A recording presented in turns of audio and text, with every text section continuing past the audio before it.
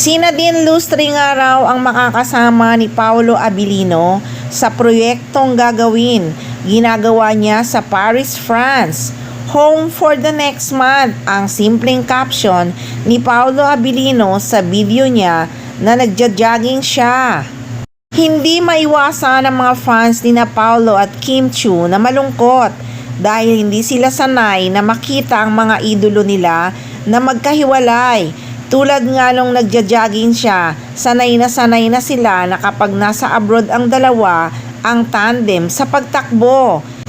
Pero syempre bilang mga aktor, hindi na talaga maiiwasan na gumawa sila ng mga proyekto na iba naman ang mga kasama.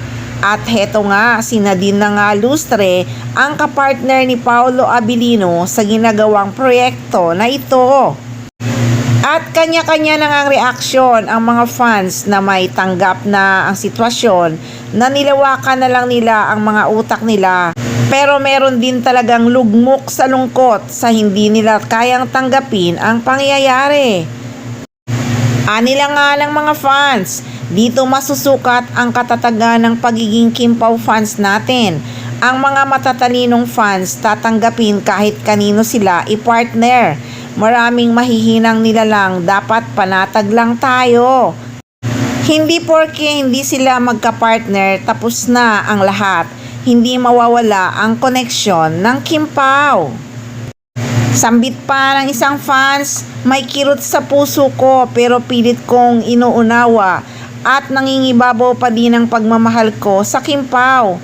Sabi pa ng isa, ano ba yan? Bakit may Nadine? Nakakainis ha? Paano kapag pumatok ang tandem ni Paolo at Nadine? Nakakainis naman. Sumang-ayon naman ang ibang mga fans. Okay na yan, may boyfriend naman si Nadine Lustre, kaya malabong maging sila ni Paolo Abilino. Pero syempre, sabi ni EJ Salute, hindi dapat malungkot ang mga Kim Pao fans dahil may kaabang-abang na proyekto ang dalawa na sila nga ang magkasama.